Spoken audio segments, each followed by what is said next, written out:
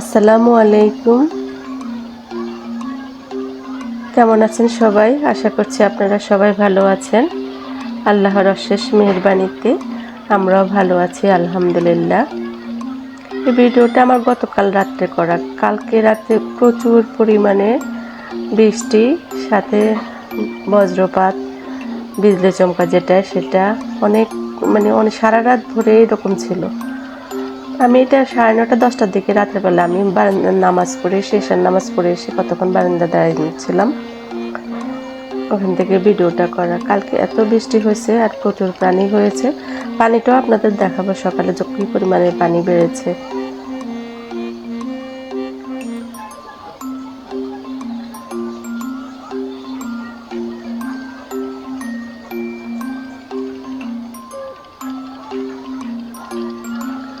আমাদের এই বারান্দা থেকে আমার বাসায় দুটো বারান্দা থেকে বেডরুম দুটোর বারান্দা থেকে খোলা আকাশটা বেশি বোঝা যায়, ভালো লাগে দেখতে। এখানে অত বড় বড় বিল্ডিংগুলো নেই, আছে দূরে দূরে, কিন্তু আমাদের আমি যেটাতে আছি আমি 10 তলায় থাকি, তো এর নিচে সবগুলো যা যদিও থাকে সেগুলো অনেক দূরে। এই জন্য খোলা আকাশটা খুব সুন্দর করে দেখতে পাই, ভালো লাগে। আমার সব সময় ভালো লাগে এভাবে আকাশ দেখতে বা বারান্দায় বসে থাকতে। এই জিনিসগুলো, প্রাকৃতিক এই জিনিসগুলো আমার অনুভব করতে খুব ভালো লাগে, দেখতে ভালো লাগে এবং অনুভব করতেও ভালো লাগে।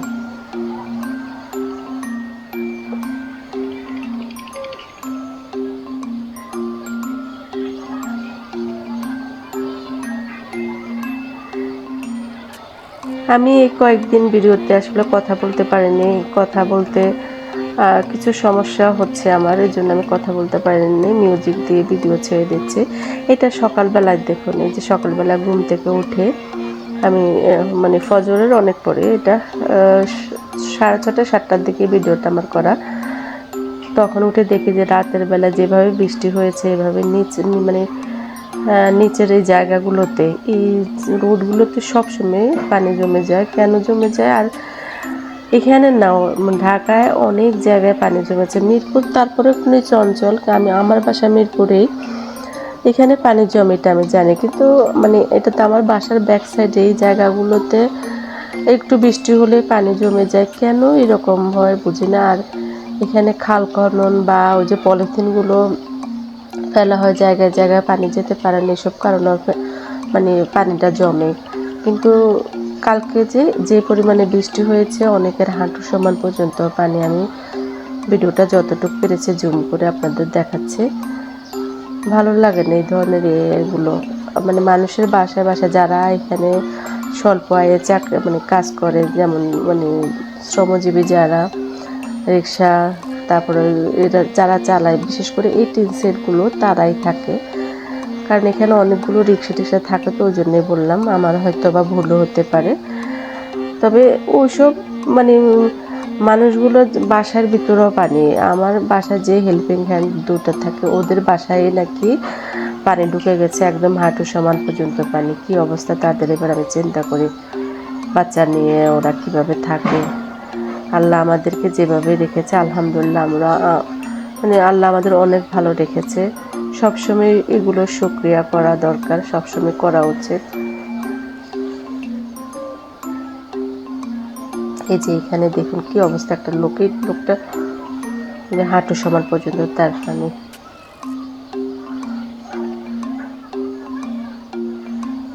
আজকে ঈদুল মিলাদুন নবী, আমাদের নবী করিম সাল্লাল্লাহু আলাইহি সাল্লামের ওফাত এবং জন্ম দুটোই আজকে হয়েছে। তো বেশি বেশি করে আপনারা দরুদ শরীফ পড়বেন, নবী করিম সাল্লাল্লাহু আলাইহি সাল্লামের জন্য দোয়া করবেন সবসময়। এই মাসটা পুরোটা, এই মাস কেন, সবসময় ওনার জন্য দোয়া করা বা নামাজ পড়া এগুলো উচিত। তারপরে এই মাসটা, বিশেষ করে এই মাসটা একটু বেশি করে করি আমরা সবাই। আমি বললাম তো আপনাদেরকে, প্রতিদিন অন্তত 2 রাকাত করে নফল নামাজ নবীর জন্য পড়া উচিত। তারপরে বেশি বেশি করে দরুদ শরীফ পড়া উচিত। সবচেয়ে ছোট দরুদ যেটা সাল্লাল্লাহু আলাইহি সাল্লাম, এটা হাঁটতে চলতে ফিরতে পড়া উচিত। মুখ সবসময় পবিত্র থাকে, পড়া উচিত।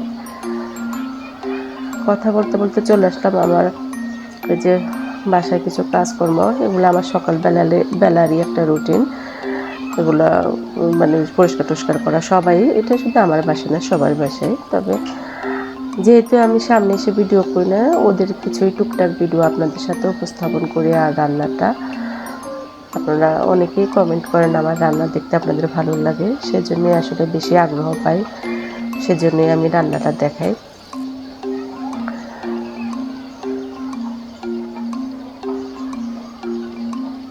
ওর মোছা শেষ, সব সুন্দর করে প্রতিদিনই পরিষ্কার করে রাখে।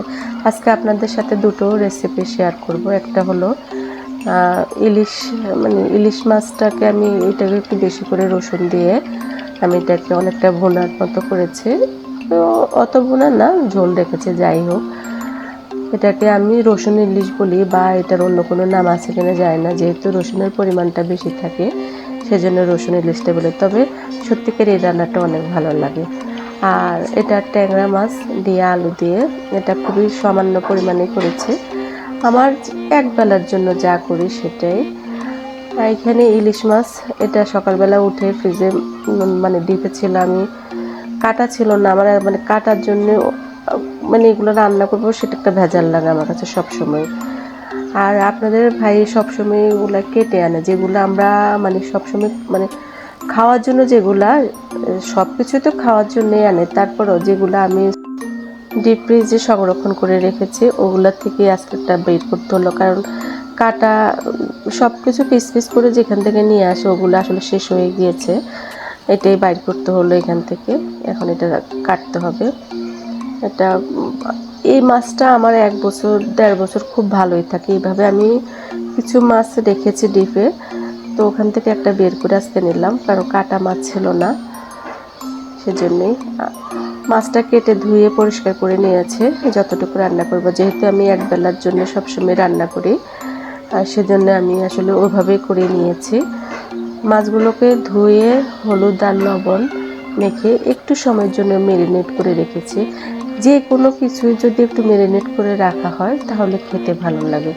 আমি চেষ্টা করি সবসময় অন্তত রান্নার আধা ঘন্টা আগে সব কিছু গুছিয়ে, বিশেষ করে মাছ, মাংসটা হলে আরও বেশি সময় ধরে আমি ম্যারিনেট করে রাখতে চেষ্টা করি, কিন্তু মাছটা অন্তত 10 থেকে 15 মিনিট পর্যন্ত যেন আমার ম্যারিনেট করার থাকে, আমি সেটা চেষ্টা করি সবসময়।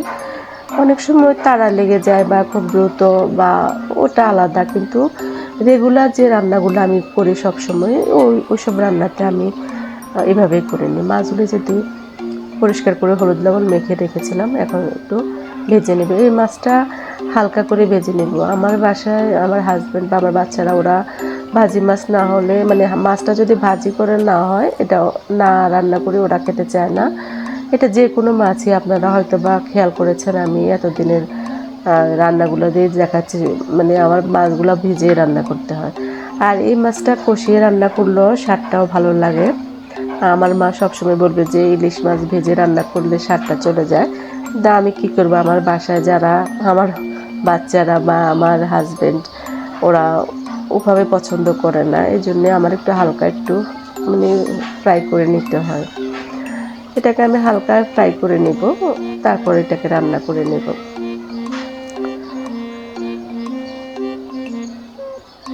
আমি আমাদের বাসার এইসব নিচে পানিগুলো দেখে, মানুষের এইসব মানে কষ্ট দেখে খুব খারাপ লাগে। আমি চিন্তা করি যে আমাদের নোয়াখালী, ফেনী, কুমিল্লা বা ওইসব মানে এতে আজকে 1 মাসের বেশি থেকে পানি, জলাবদ্ধতা, কী অবস্থা মানুষের যাচ্ছে, সব কিছু মিলিয়ে, খাওয়া দাওয়া থাকা সব মিলিয়ে। আর বন্যার পানি তো কিছু কমেছিল শুনেছি, এখন আবার নাকি ওই যে বৃষ্টি হচ্ছে তো ওই জন্য পানি বাড়তেছে। মানুষের অনেক কষ্ট হচ্ছে। আল্লাহ সবাইকে হেফাজত করুক। সব সময় দোয়া করি আল্লাহ সবাইকে হেফাজতে রাখুক, হেফাজত করুক। মাছগুলোকে একটু উল্টে দিলাম। আমি ব্লগিং চ্যানেল বলতে আমি তো সবসময় যে রান্না যে একটুখানি দেখায় ঘরের কাজ বা বাইরে, এগুলো আসলে দেখানো হয় না ওভাবে। টুকটাক একটুখানি ঘরের কাজটা দেখায় বা বাইরে যাওয়া আমার ওভাবে হয় না। আমি ইনশাল্লাহ যখন বাইরে যাবো, তবে আমি এখনও অনেক মানে কিছুটা অসুস্থ আছি, সুস্থ হব যখন তখন আপনাদের সাথে আমি আমার বাইরের ভিডিওগুলো শেয়ার করবো, ইনশাল্লাহ আপনাদেরও ভালো লাগবে।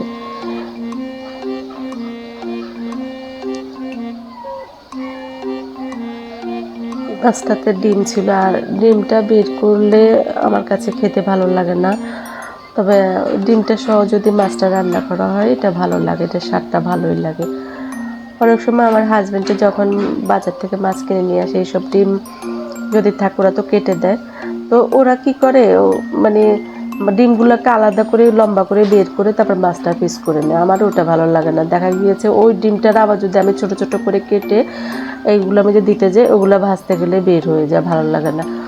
ওরে যতবারে আমি বলে দিই তুমি ওদেরকে বলে দিবা যেন ডিমটা যেন না কাটতে, ওরা ওইসব কথা শুনে না, ওরা কেটে দিবে, ডিমটা বের করে তারপর মাছটা কাটবে। আর এইভাবে কাটলে হয় কি মানে ওদের কথা মতো ডিমটা নষ্ট হয় না, ওদের কথা মতো এটাই। ভাজার পর আমি তুলে নিয়েছি, আর অল্প একটু তেল যেটা ছিল ওখান থেকে দিয়ে বাকি একটুখানি তেল অ্যাড করেছি। আমি তেলের পরিমাণটা খুবই কম দিই, আমি চেষ্টা করি কম তেলে সবসময় রান্না করতে। তারপরও আমার রান্নাটা আলহামদুলিল্লাহ কালার টালার সব কিছু মিলিয়ে অনেক ভালোই হয়, এটা আমি না সবাই বলে। তেল দিতে আর কম মশলা অ্যাড করতে, আমি বিশেষ করে মানে আমার বেশি হয়ে যায় যে আমি একটু পেঁয়াজ বাটাটা দিই, এই জন্য আমার গ্রেভিটা হয় বেশি। কিন্তু অন্যান্য মশলাগুলো আমি চেষ্টা করি সবসময় কম ব্যবহার করতে, মশলাযুক্ত খাবারটা কম খেতে। এখানে পেঁয়াজ দিলাম দুটো মিডিয়াম সাইজের, আর রসুনের যে কোষ বললাম কয়েকটা কোষ, 7-8টা কোষকে ছিলে বা আস্ত রসুনের কোষটা দিয়ে দিয়েছি। আর একটা কথা, আমি এই রান্নাটা আমাদের বাড়িতে মানে আমার বাবার বাড়িতে বাটা মরিচ দিয়ে করতো। তো বাটা মরিচের স্বাদটা বা বাটা মরিচের কীভাবে করব, তো ওই জন্য আমি পেঁয়াজটা যখন ব্লেন্ডার করেছি ওটার সাথে কিছু শুকনো মরিচও আমি অ্যাড করেছি, তাহলে একটু অনেকটা বাটা মরিচের স্বাদ পাওয়া যাবে। কিন্তু ওরকম স্বাদ তো আর পাওয়া যায় না বাটা মরিচের। এই যে দেখুন, আপনি এখানে দেখা যাচ্ছে না কিন্তু আমি এখানে এই যে দেখছেন লাল রঙের, এটা আমি পেঁয়াজের সাথে 4-5টা শুকনো মরিচ দিয়ে ব্লেন্ডার করে নিয়েছি। আর একটুখানি রসুন বাটা দিলাম, কারণ কাটা কয়েকটা রসুনের কোষ দিয়েছে ওই জন্য অল্প পরিমাণে রসুনটা দিয়েছি, এখানে 1/2 চামচ থেকে একটু বেশি দিয়েছে। আর আমাদের বাড়িতে যেটা বলবো, এই যে মানে মরিচটা যখন বেটে এভাবে রান্নাটা করে এত মজা হয়, আর পাটায় কিসের সব কিছুরই টেস্ট অন্যরকম, সত্যিকারই অনেক ভালো লাগে। তো ওই রকম আমরা পাবো বা ওই রকম করার ওই ধৈর্য এখন আর নাই, পারিও না। এই যে অল্প পরিমাণে দেখলেন জিরে গুঁড়ো, হলুদ, তারপরে মরিচের গুঁড়ো, মরিচটা যখন আমি ওখানে অ্যাড করেছি বেশি এই জন্য আমি এখানে কম দিলাম। আর আমি একটু ঝালটা বেশি খাই, সত্যি আমি আমার মতো আমার বাসারগুলোর আমি করে ফেলছি, বিশেষ করে বাচ্চাদের বা আমার হাজব্যান্ডকে। ঝালের পরিমাণটা আমার কেন যেন ঝাল না হলে আমার কোনো কিছুই খেতে ইচ্ছে করে না, আমি সবসময় ঝাল খেতে পছন্দ করি। একটু পানি দিয়ে মশলা দিয়ে সব কিছু কষিয়ে নিচ্ছে।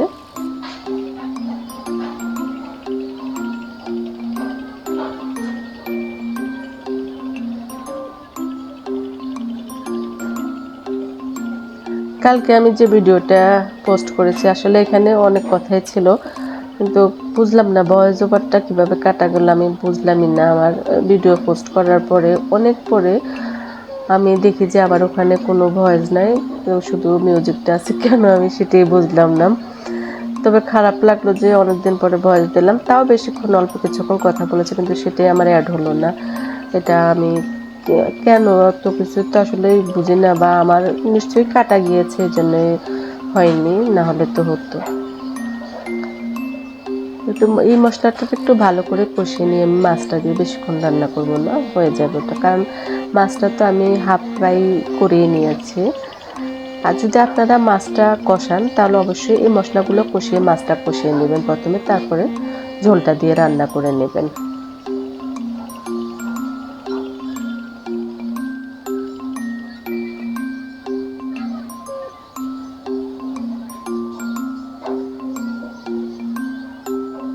ঈদুল মিলাদুন নবী উপলক্ষে বেশি বেশি দুরূদ শরীফ পাঠ করবেন, সবসময় চেষ্টা করবেন মুখে যে এইটা শুধু ঈদুল মিলাদুন নবী যে সেটা না, আপনারা সবসময় নবী করিম সাল্লাল্লাহু আলাইহি ওয়াসাল্লামের উপর দুরূদ পড়তে থাকবেন।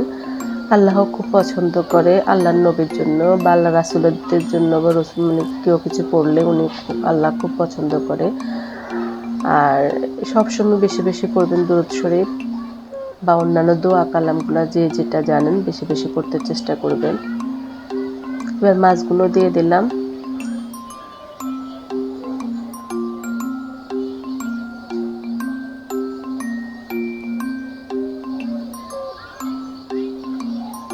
রান্নাটা হতে বেশি সময় লাগবে না। তারপরে আমি ট্যাংরা মাছটা রান্না করব। আর ট্যাংরা মাছ দিয়ে আলু দিয়ে এটা একদম সাধারণভাবে একটা রান্না। আপনারা সবাই দেখতে থাকুন। আর আসলে অনেকক্ষণ কথা বলতে গেলে আমার কিছু সমস্যা হয়। আমি কখনো আমার মানে অসুস্থতা বা কি আমি সেগুলো আপনাদের সাথে কখনো শেয়ার করব যদি আল্লাহ আমার সুস্থ করে তোলে তখন। আর এতক্ষণ কথা বলা আমার জন্য সম্ভব হয় না। সবাই ভালো থাকবেন আর অবশ্যই পুরো ভিডিওটা দেখে লাইক কমেন্ট এবং যারা নতুন তারা সাবস্ক্রাইব করবেন। আল্লাহ হাফেজ। আসসালামু আলাইকুম।